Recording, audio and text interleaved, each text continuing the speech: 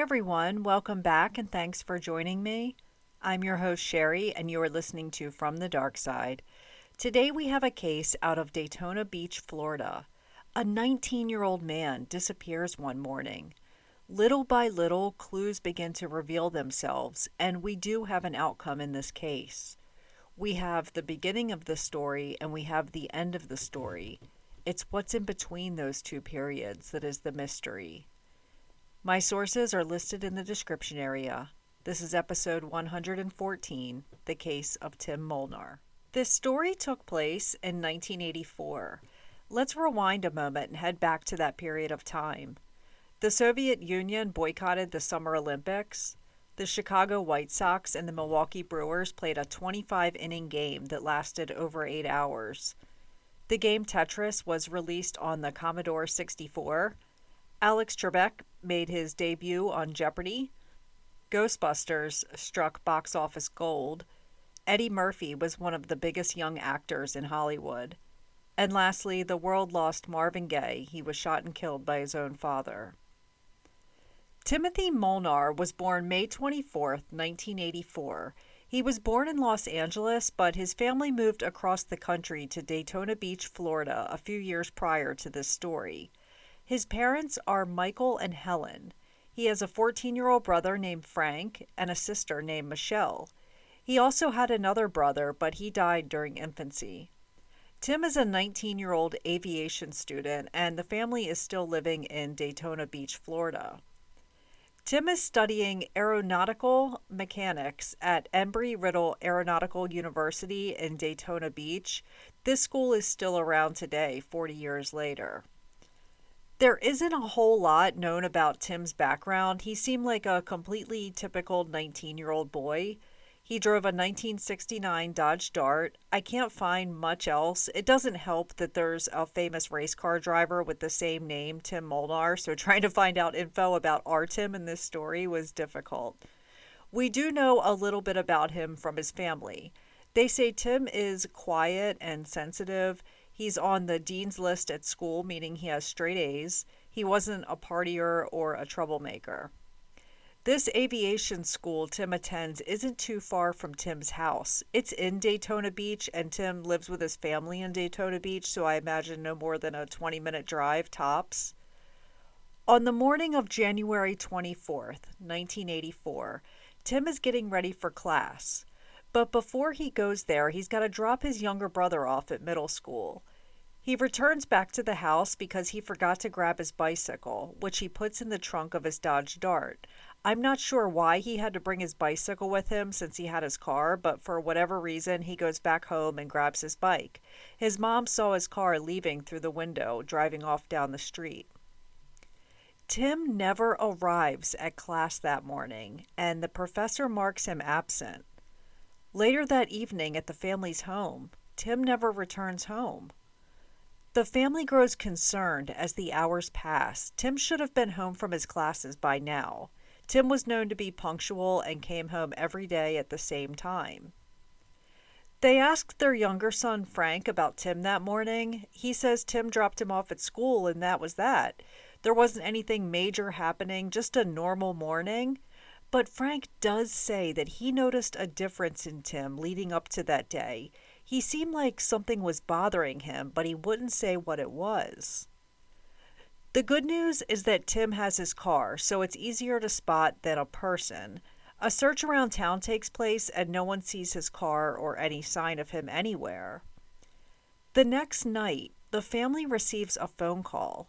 When they answer, all they hear is static. They're praying this is Tim and he's just ran away and he's nervous and doesn't want to talk to them. The family hangs missing person flyers all around Daytona Beach, but it doesn't bring out any leads. They called around to all of his friends, but no one has seen him.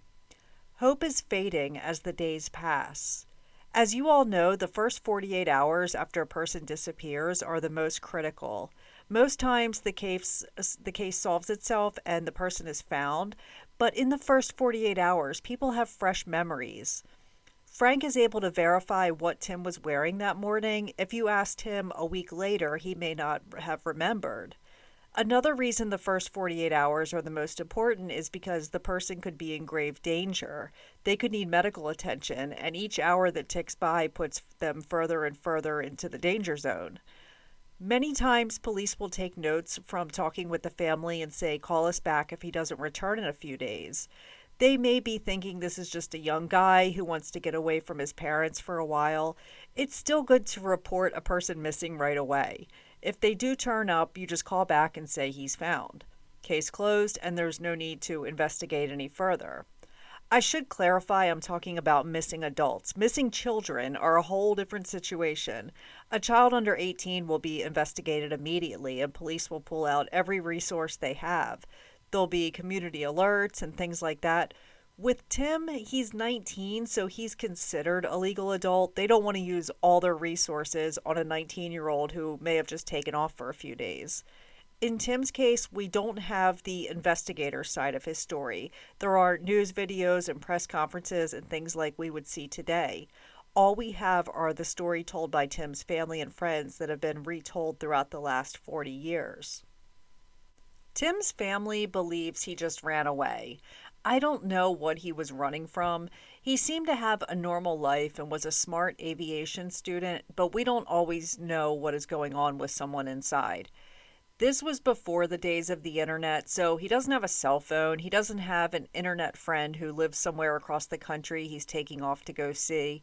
He might have had a pen pal. When I was a kid in the 80s, I had a pen pal in Illinois, so it's not entirely impossible. The family did learn that Tim cleaned out his savings account and only left $10 in it. No one knows for sure why he left $10. It could be that he had plans to return and didn't want his account to close. We also don't know how much money he withdrew. All I know is that it was all of his savings. I'm not sure if his savings were $200 or $3,000 or how much was in there. Within days after Tim's disappearance, a relative in the family passes away. This relative left Tim $50,000 in their will. That's equivalent to $150,000 today in 2024. This is a good chunk of money for a 19-year-old man. So the family gets the word out, not to bribe him to come home, but this may entice him to want to return so he can collect this inheritance. Maybe he could use it to fund his sudden runaway trip. But Tim never reaches out to them and never collects his inheritance. There's no sign of Tim or his car anywhere, and 3 weeks have gone by when the family gets a clue. They receive a bill in the mail for their credit card, the one that Tim carried on him. It showed that the day that Tim disappeared, he had purchased gas at a service station in Lake City, Florida. This is around 150 miles from Daytona Beach. His parents get in touch with the folks at this service station, and the attendant says that he saw Tim that day. He remembered him well because he liked his 1969 Dodge Dart. He said Tim was alone and he filled his tank with gas and that was it. That's super important because now we know Tim is alone and likely disappeared on his own and he's not being kidnapped or there's other foul play going on. Although I should mention that Tim did not take any of his clothes from home, not a change of socks, underwear, no shirts, pants, anything. Then 4 months after Tim disappeared, the Molnar family receives a notice in the mail. The notice is from a towing company in Atlanta, Georgia. It says a car from this address in Daytona Beach was abandoned in late January, just 1 block from a Greyhound bus station in Atlanta. They picked the car up since it had been there for months and it's currently at an impound lot in Atlanta. That's 430 miles from his home in Daytona Beach. Looking at a map, there's Daytona Beach and then a stop in Lake City at the service station and then to Atlanta. It's not quite a straight shot, but it's pretty close. Lake City isn't too far off the path. The family hurries to Atlanta, Georgia to get to this car. It was 1 block from a Greyhound station before it was towed to the impound lot. We don't know if this is a coincidence. He just happened to park his car there, or maybe he left on a bus and he could be across the United States by now. It's been months. They get to the car because this could be a gold mine of evidence. Inside the car, they find Tim's wallet, his ID, and his credit card. They can't find any of his cash. What they don't find is the bicycle that he went back home for the morning he disappeared. They don't find his keys. They don't find the expensive stereo Tim had installed himself in the car. This is 1984. Car stereos were a really big deal. We don't find his expensive tool set he used to work on his car with. So if Tim parked his car and planned to get on a Greyhound bus, he would have his bicycle, a tool set, a car stereo, and his cash. That's an odd amount of things to be carrying on a bus. Even when he stops, he's going to have to pedal around carrying a tool set and only the clothes he's wearing. So if he was starting over as a new life, he certainly was not equipped to do that. His car wasn't broken into and the items stolen because none of the glass was broken, the doors were locked. If someone broke into the car, they certainly would have taken those credit cards. The family kept them open in case Tim used them so they could see where he was. This is 1984, and stolen credit cards were a much more common thing. Now there's cameras and better card security. Back then, if you lost your card, you got to wait until Monday when the bank opens to go and report it stolen. Now, it's possible that the tow truck driver could have stolen these items, but we don't know. His family was upset with this towing company for disturbing the car when it should have been processed by a forensic team. The towing company were unaware that the car belonged to a missing teenager. This car had been sitting there since January 30th. That's 6 days after Tim left Daytona Beach.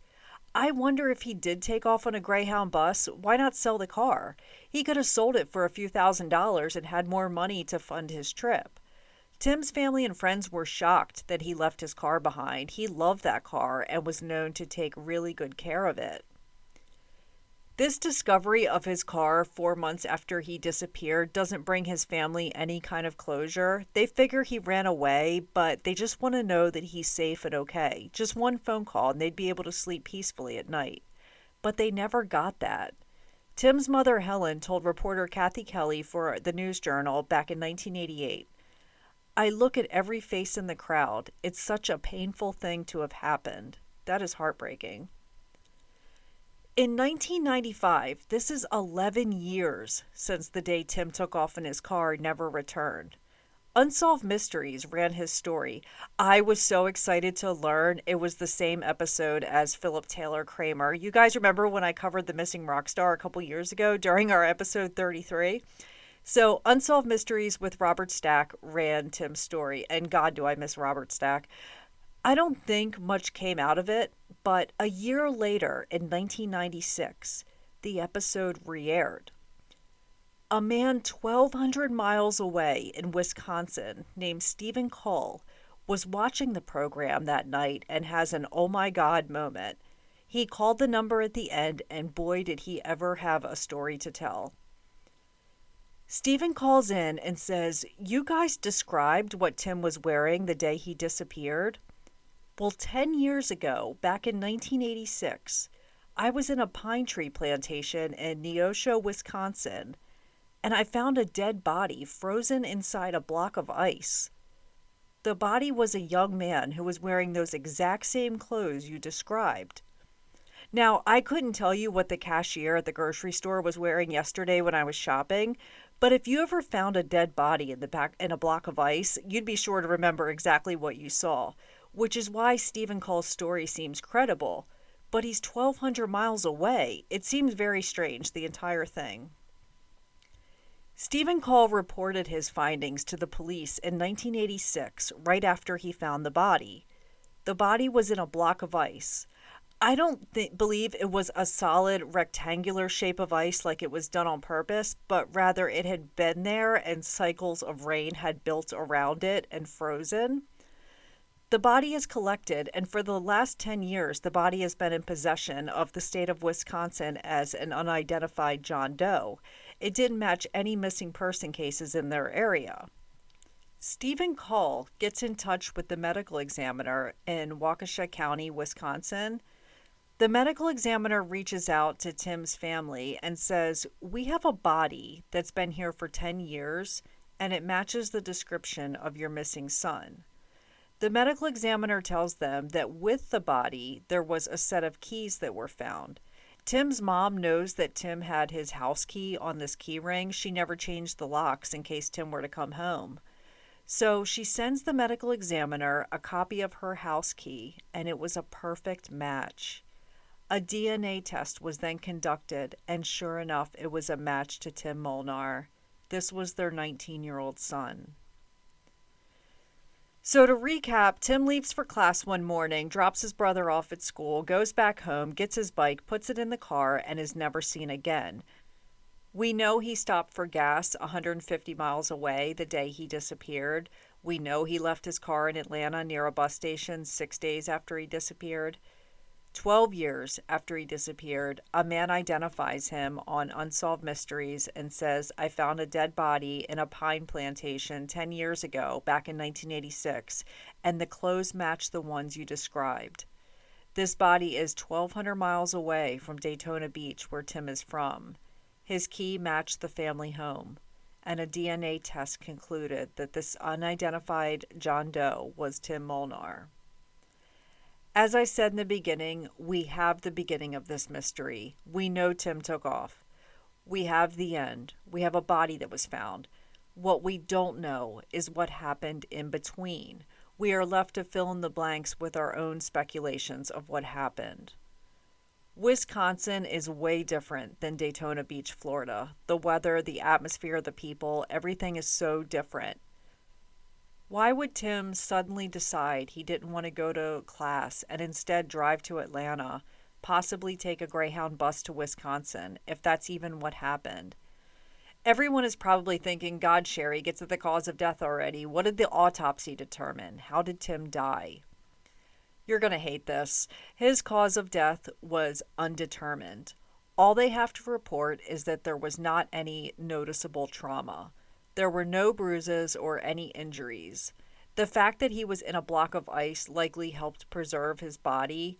Wisconsin doesn't snow year-round, but it's much colder than Florida, where Tim is from. The day that Tim left Daytona Beach, it was 80 degrees. If he arrived 1 week later in Neosho, Wisconsin, the high was 22 degrees, yet he's wearing his Florida clothes that he left in. I wonder about those clothes he was wearing. He was found in the same clothes he left with. He didn't take any extra clothes with him. How long after he disappeared did he pass away?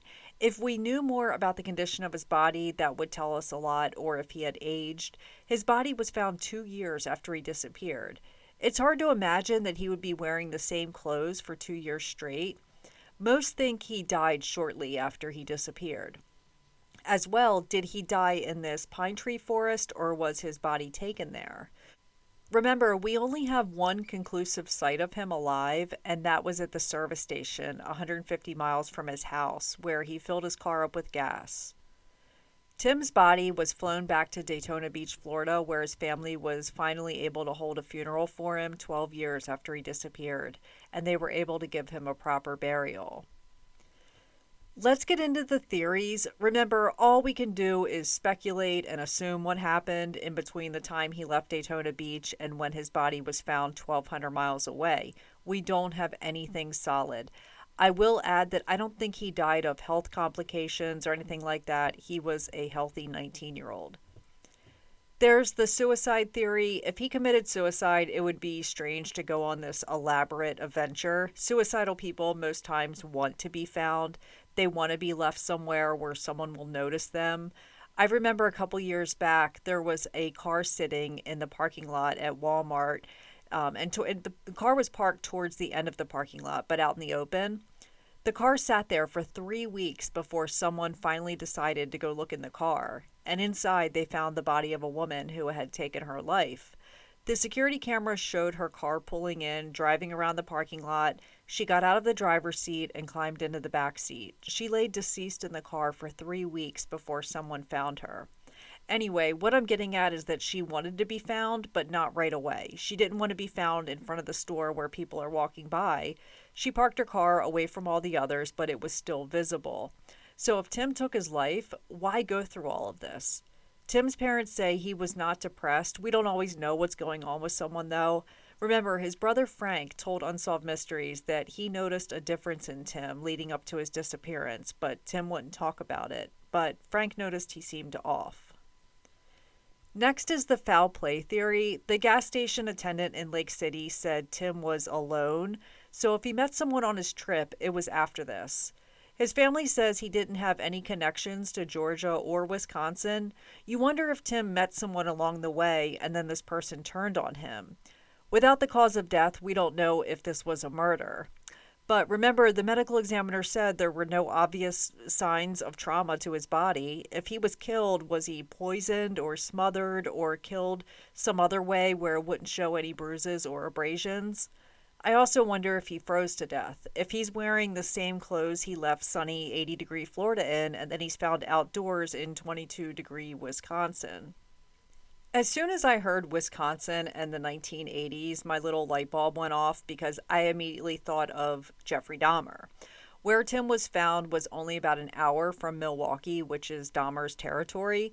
Jeffrey Dahmer, I believe, was active during that time, but many say he didn't commit any murders between 1978 and 1987.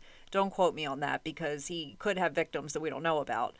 But this doesn't really fit his killing style. Tim being a young man fits the profile, but Jeffrey Dahmer was killing men, cutting them up, and consuming their body parts. He kept them in his apartment. He wasn't leaving them out in the woods. The next theory is sort of a tie into the foul play theory. So there's a user on Reddit that has been leaving the exact same message on different true crime boards.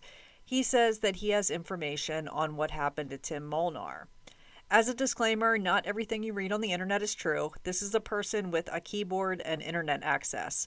We don't know if what he is saying is true or if he made it up. However, he has some pretty interesting information. He has left this message everywhere, and he said that he did go to the FBI with this info. I'll be careful and redact names because I don't want to slander anyone. To reiterate, this is just something someone typed. It could be true or it could not be. I've seen things like this before, and it's usually someone who's mad at someone else and just wanting to slander the person, so be wary. This user says that in the 80s, his uncle, who lived in Wisconsin, had a friend, and we'll call this friend Jay. That's not his name, I'm just using it for the story. Jay would often visit this guy's uncle's house, and he was a really odd character.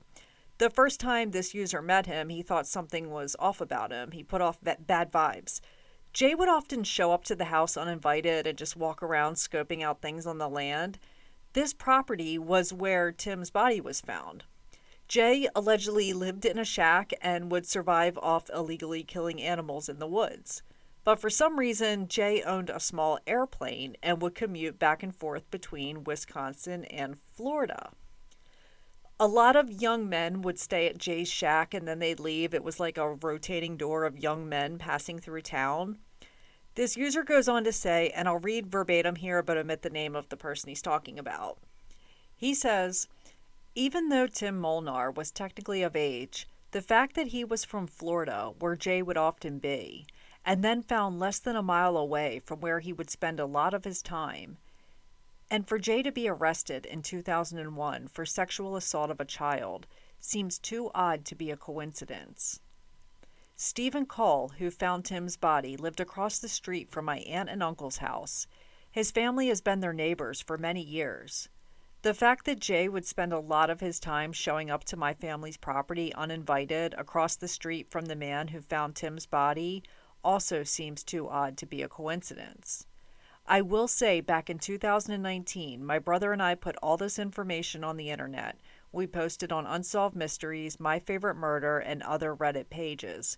We contacted Milwaukee Homicide, sent the information to the FBI, but nothing was ever done about it.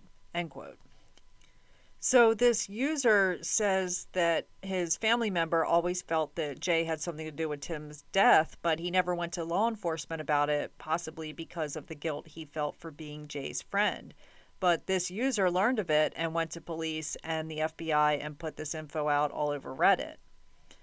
So to unpack all of this, there's allegedly a super creepy guy who hung around the area where Tim's body was found. He allegedly frequently had young men stay in his shack with him. He allegedly had an airplane and traveled between Wisconsin and Florida. He went to prison in 2002 for sexual assault of a child. This is a real person with a criminal history. I looked him up and he's in his 80s now, and yeah, he's a real piece of shit. It doesn't mean he's guilty of murder, but the writer found it was an odd coincidence. This person did report it to local law enforcement, the FBI, and Unsolved Mysteries, but it's unknown if anything ever came out of it. The last theory is what his family believes happened to him. Tim just ran away. Maybe he had intentions of returning, which is why he left $10 in the bank and held on to his house keys. I think Tim ran away as well. I don't think that's a mystery. But what happened to him during his runaway adventure is the mystery. Plus, just days after he left, a relative died and left him all this money he never knew about. During the time Tim was missing, his sister became a doctor and wanted so badly for her brother to know that, and it's saddening that she never got to tell him. I think Tim was a sensitive character, exactly like his mom described. I think he may have been going through depression or some kind of weird spell that he just couldn't get out of, and just decided to take off one day. Back in the early 80s, there wasn't nearly the support we have today for things like this. Now there's so many resources, and it's sad to think of how many people we've lost who could have been saved. It's a miracle that Stephen Cole happened to be watching a particular re-airing of Unsolved Mysteries one night in 1996, and it happened to be the episode that contained info he could link to a body he found in the woods years ago. How many unsolved disappearances from decades ago are still unsolved? Tons of them. I've talked about so many people who have disappeared and their body still isn't found years and years later. It was really a once-in-a-lifetime thing for Stephen Cole to be watching TV and make the connection. It's so strange to me, the difference in the locations. One day he's in Florida living near the beach, then he's found in backwoods, snowy Wisconsin. Tim's mother, Helen, helped form the nonprofit organization Mother's Aid to Missing Adults. It does just that. It provides services to families of missing adult children. Helen died in 2004, and Tim's father, Michael, died in 2012. Tim would be 60 years old today in 2024. He is buried at Volusia Memorial Park in Florida. His headstone reads that he died in January of 1984. Now that he's together with his parents, I hope they know what happened to him after he disappeared in 1984. Rest in peace to Tim Molnar. That's it for this week, and I'll see you all again soon. Take care, and much love to you all. Intro music is Feral Angel Waltz, which is composed by Kevin MacLeod, licensed under Creative Commons. All his music can be found on his website, incompetech.com.